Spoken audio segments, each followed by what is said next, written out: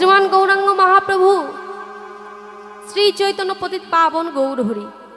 আচ্ছা বলতে পারেন, এই পৃথিবীতে এত এত নাম থাকতে ভগবান কেন শ্রী চৈতন্য নামটি গ্রহণ করলেন?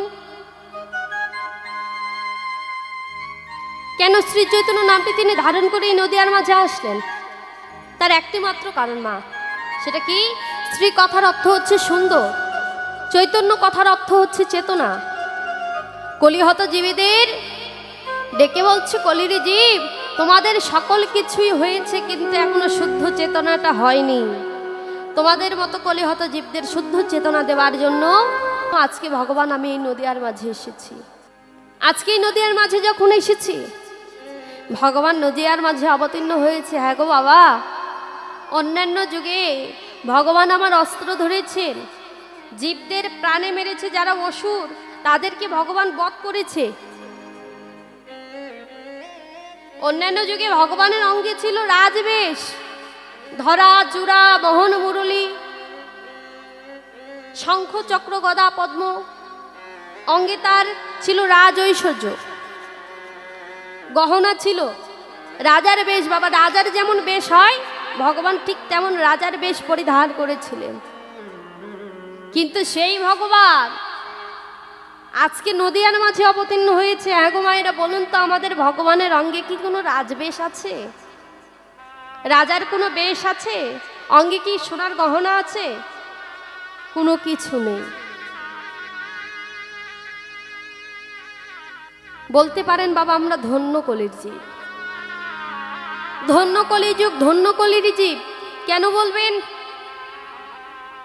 না? শুধুমাত্র এই কলিযুগে কৃপা করে, করুণা করে, করুণার সাগর ভগবান আমার এই কলিযুগে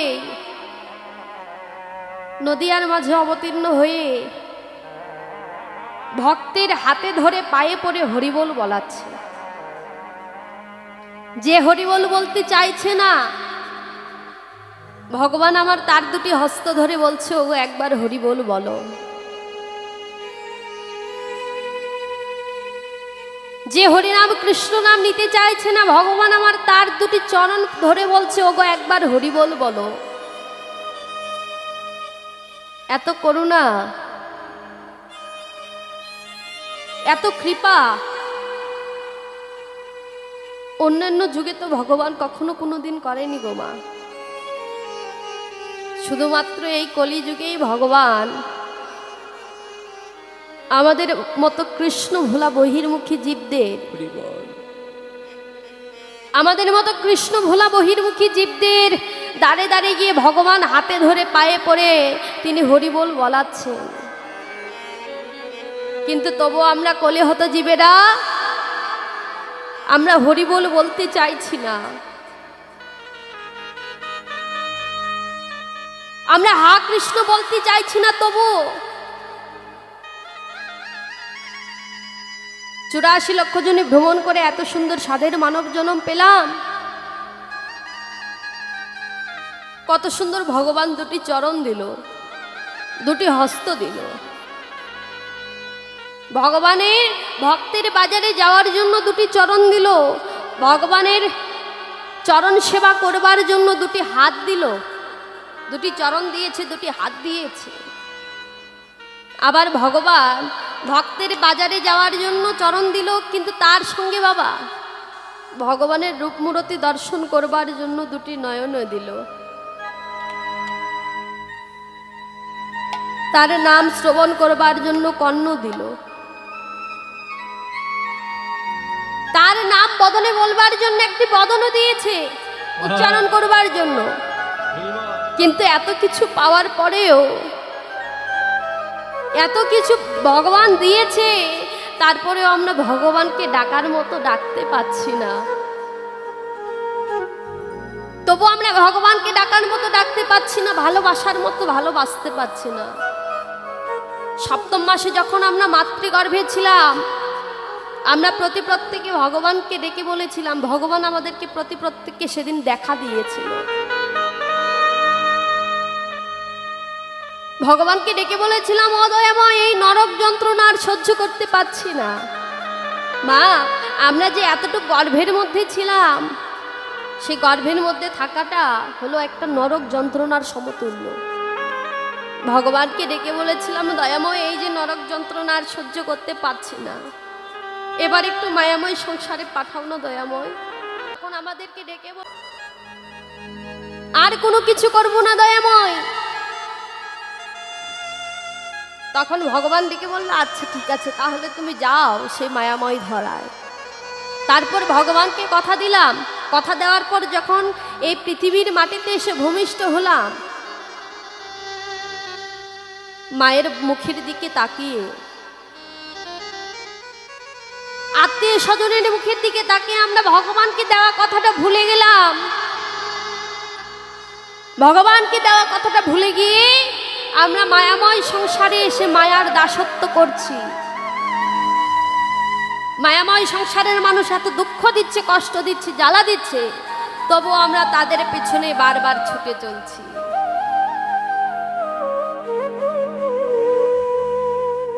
সেই ভগবান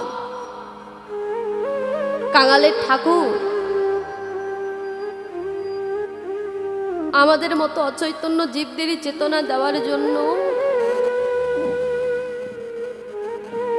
নদিয়ার মাঝে অবতীর্ণ হয়ে নদিয়ার নদীবাসীদেরকে ডেকে বলছি, ওগো ওগো নদীবাসী, আর মায়াময় সংসারে আবদ্ধ হয়ে থেকো না। তোমরা যে মায়ার ঘুমে ঘুমিয়ে রয়েছ, আর মায়ার ঘুমে ঘুমিয়ে থেকো না, একবারে জাগো, জেগে ওঠো।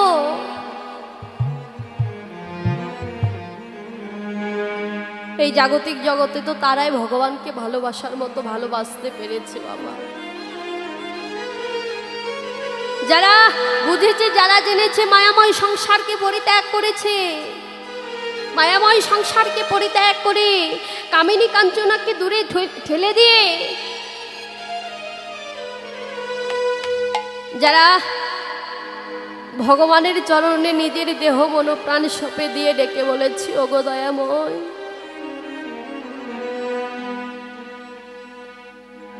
আমি তোমার কাছে ধন চাই না, আমি তোমার কাছে ঐশ্বর্য চাই না, বাড়ি গাড়ি কোনো কিছু চাই না দয়াময়, কিন্তু তোমার চরণে আমাদের একটাই নিবেদন। কি জানো দয়াময়, তুমি আমাদেরকে যে কুলেই জন্ম দাও না কেন,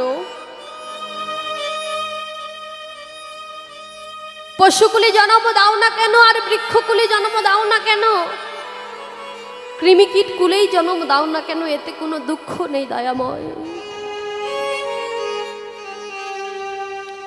কিন্তু প্রভু গো,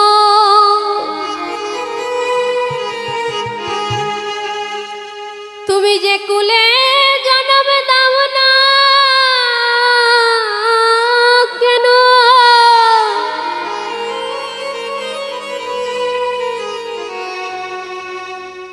তুমি পশুকুলে জন্ম দাও আর বৃক্ষকুলে জন্ম দাও না কেন,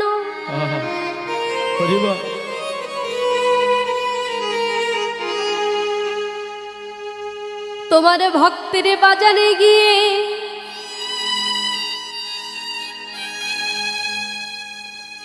তোমার ভক্তের চরণ দুটি আমার হৃদয়ে ধরে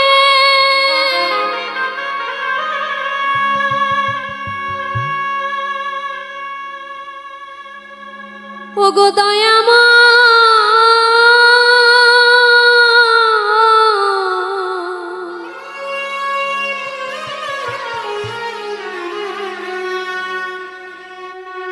আমি যেন দুটি নয়ন জলে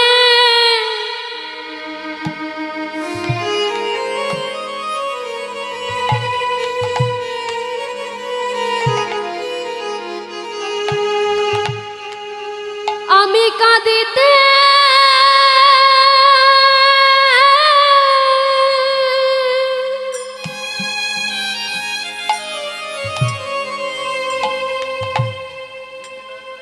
প্রভু গো কাঁদিতে পারি,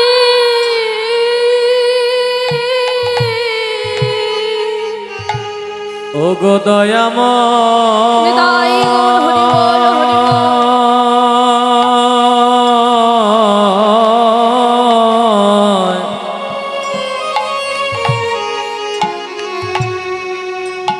আমি যেন দুটি নয়নে জলে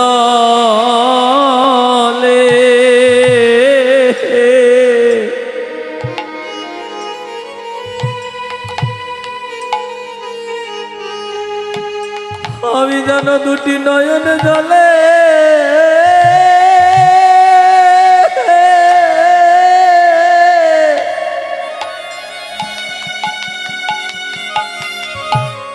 আমি যেন কাঁদিতে পারি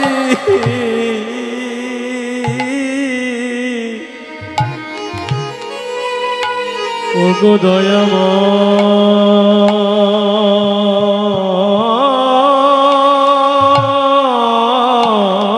নিতাই গৌর হরি বল হরি বল।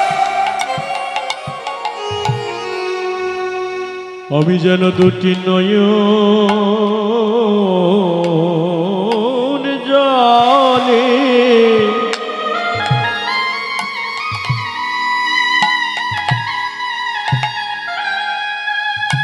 দুটি নয়ন জলে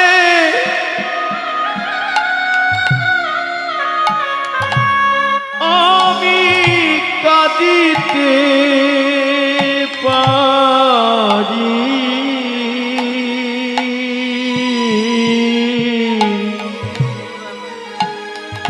ওগো দয়াময়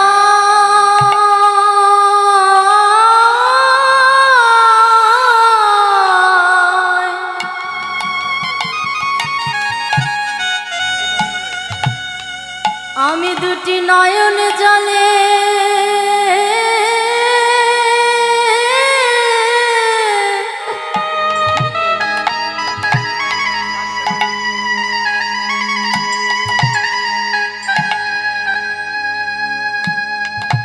আমি কাঁদিতে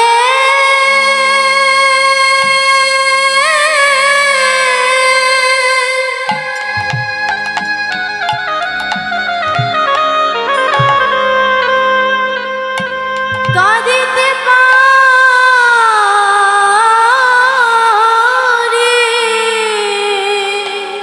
বলিয়ে জান বিনা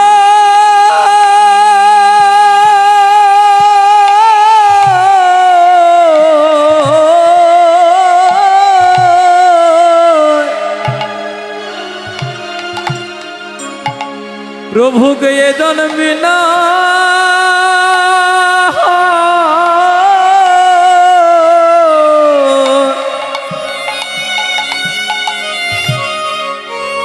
पोती जन्मे जन्मे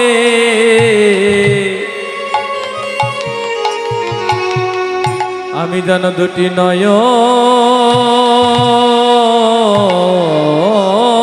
जले নিতাই গৌর হরি বল। ওগো কাঁদিতে পারি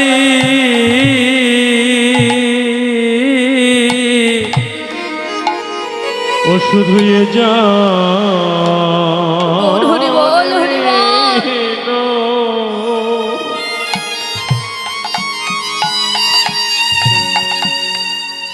প্রতি জনমে জনমে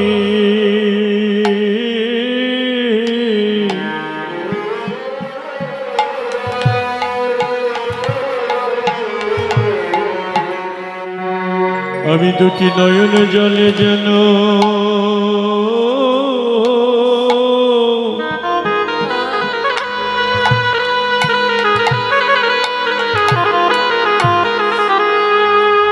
আমি কাঁদিতে পারি তুমি যে কুলে আর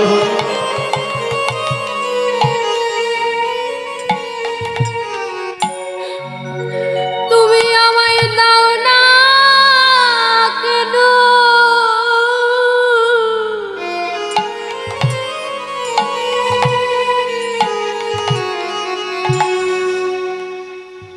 আমি যেন দুটি নয়ন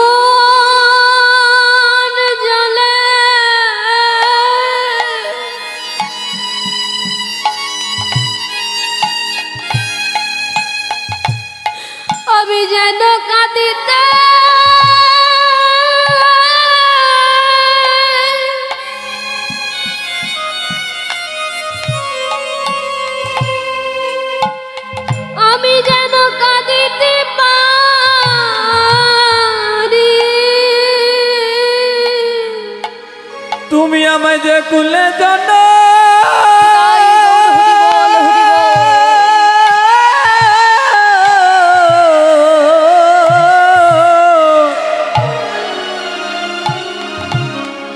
ও গো দয়াম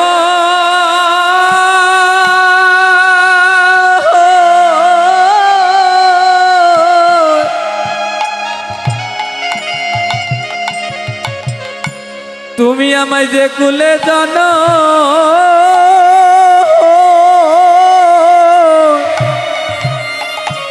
ওরে দাও না কেন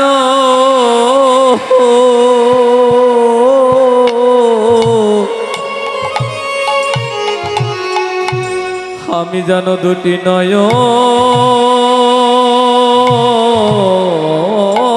জলে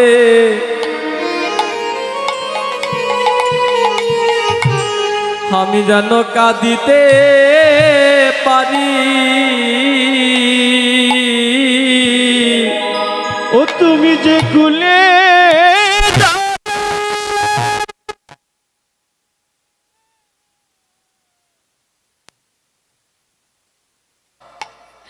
তুমি আমায় যে কুলেই জন্ম দাও না কেন, পশু কুলে, কৃমিকীট কুলে, পক্ষী কুলে জন্ম দাও না কেন, এতে আমার কোনো দুঃখ নেই বাবা। ভক্তের চাওয়াটা তো এমন হবে, আমাদের চাওয়া পাওয়াটা এমন হওয়া উচিত। তোমার কাছে ধন ঐশ্বর্য কোনো কিছু চাইছি না দয়াময়, তুমি শুধু কৃপা করো, যে কুলেই জন্ম দাও না কেন, হালকা হালকা তুমি যে কুলেই জন্ম দাও না কেন দয়াময়, আমি যেন দুটি নয়নের জলে যেন কাঁদিতে পারি তোমার মধুমাখা নাম বদনে বলে।